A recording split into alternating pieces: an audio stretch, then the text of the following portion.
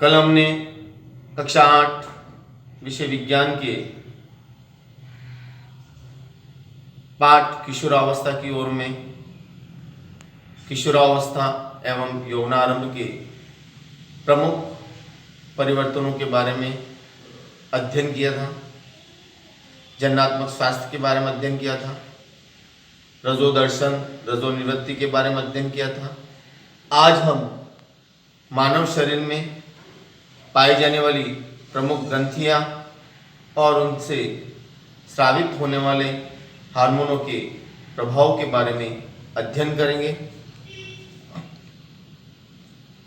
मानव शरीर में प्रमुख ग्रंथियां में पीयूष ग्रंथि, थायराइड ग्रंथि, एड्रिनल ग्रंथि और अग्न्याशय ग्रंथि पाई जाती है। पीयूष ग्रंथि से पिट्यूटराइन हार्मोन स्रावित होता है।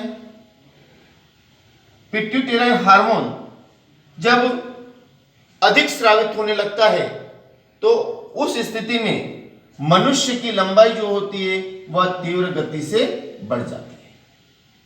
उदाहरण के रूप में आपने देखा होगा कि कभी कभी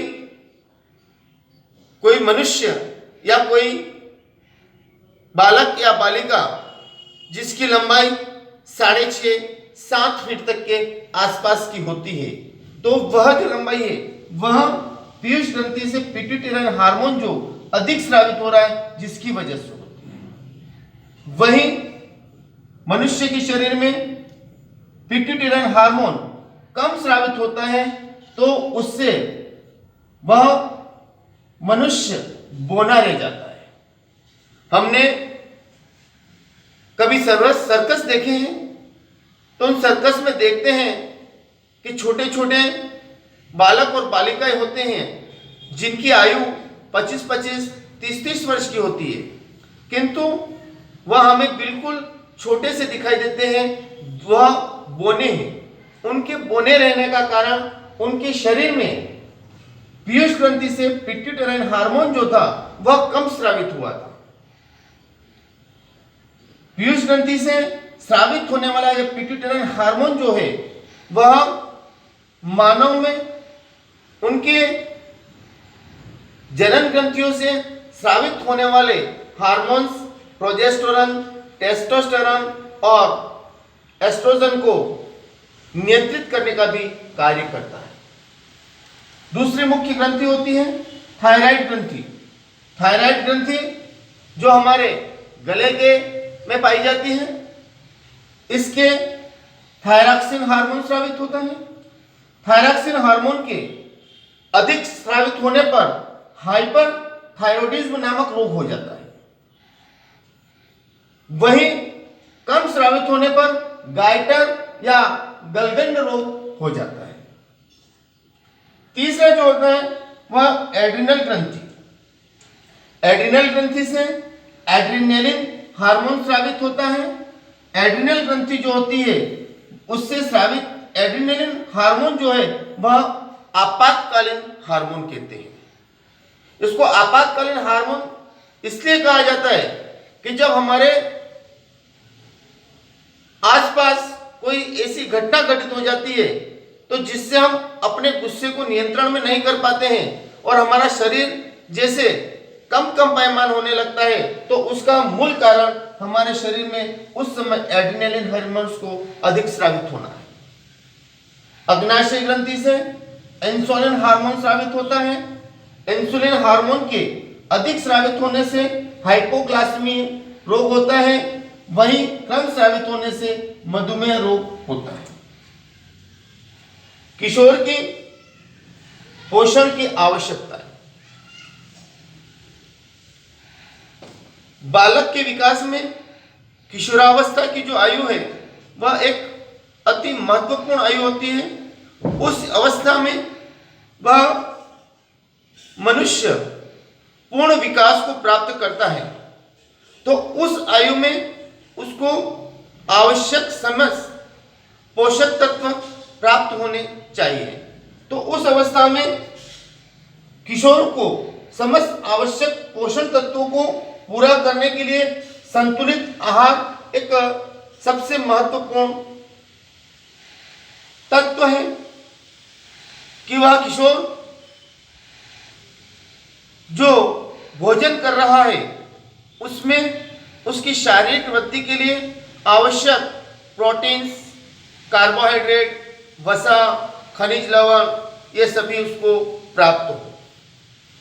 दूसरा, व्यक्तिगत स्वच्छता। वह अपने इस आयु में व्यक्तिगत स्वच्छता पे ध्यान नहीं देता है तो उसमें असामान्य बीमारियों होने की भी संभावनाएं रहती हैं। वहीं तेल ग्रंथियों के अधिक स्रावित होने से उसके चेहरे का रंग, चेहरा बिगड़ने की भी संभावनाएं रहती हैं। इसलिए उसको अपनी व्यक्तिगत स्वच्छता पे भी ध्यान देना है। तीसरा, शारीरिक व्यायाम।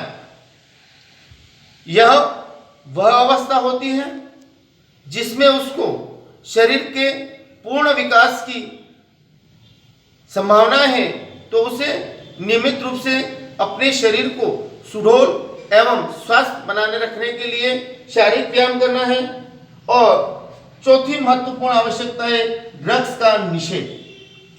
किशोरावस्था की आयु बाल्यावस्था एवं युवा अवस्था की मध्य की आयु होती है। इस अवस्था में उसमें मानसिक, बौद्धिक एवं संवेगात्मक परिवर्तन होते हैं, तो उसमें कई सारे गलत रास्तों पे जाने का भी संभावनाएं बनती हैं। इस अवस्था में बालक ड्रग्स का सेवन भी या मादक पदार्थों का सेवन भी प्रारंभ कर सकता है। इस अवस्था में माता पिता को अपने बच्चों पे पूर्ण रूपेण ध्यान रखना है और इस बात का विशेष ध्यान रखना होता है कि वह बालक ड्रग्स या मादक पदार्थ जैसे तंबाकू है, शराब है, अफीम है, गांजा है या अन्य जितने भी नशीले पदार्थ हैं उनका सेवन नहीं करे, उनसे उसको बचाया जाए। किशोरावस्था के अंदर एक समाज के अंदर मिथ्या धारणाएं चलती हैं। कुछ मिथ्या धारणाएं इस प्रकार से हैं कि स्त्रियों को रजो धर्म या ऋतुस्राव के समय घर से बाहर नहीं निकलना चाहिए। दूसरा, कि स्त्रियां बालक या बालिका के मिथ्या धारणा जो हमारे समाज में एक लंबे समय से चल रही है, जैसे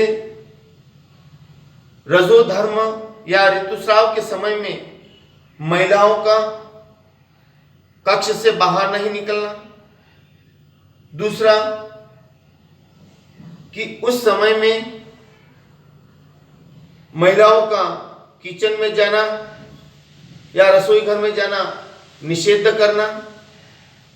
तीसरी मिथ्या धारणा जो सबसे महत्वपूर्ण है कि महिलाएं बालक या बालिका के जन्म के लिए जिम्मेदार है। चूंकि बालक और बालिका के जन्म का निर्धारण महिलाओं से नहीं अपितु पुरुषों से होता है। XY गुणसूत्र जैसा कि हमने पाठ में पढ़ा था, पुरुषों के पास में होते हैं, तो निषेचन के फलस्वरूप पुरुषों से ही Y गुणसूत्र जब निषेचित होकर Y गुणसूत्र विमुक्त होता है तो ही बालक का जन्म होगा। तो ऐसी जो मिथ्या धारणाएं समाज में व्याप्त हैं, उन मिथ्या धारणाओं को भी महिलाओं के प्रति त्यागना होगा। AIDS, acquired immuno deficiency syndrome, यह HIV वायरस है। इससे संक्रमित व्यक्ति से संक्रमित होने का खतरा रहता है। यह रोग या एड्स रोग यह आवश्यक नहीं है कि निषेचन के फलस्वरूप ही होता है। यह रोग यदि किसी एड्स से संक्रमित रोगी की सुई को एक स्वस्थ मनुष्य के ऊपर भी उपयोग में ले ली जाए तो उससे भी यह रोग उस मनुष्य में होने की पूरी पूरी संभावनाएं रहती हैं।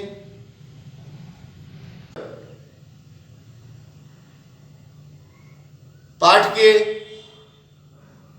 प्रश्न डिस्क्रिप्शन बॉक्स में लिखे जा रहे हैं, आप उसको प्रश्न को उत्तर पुस्तिकाओं में हल करके अच्छे से अच्छे अंक लाने का प्रयास करें।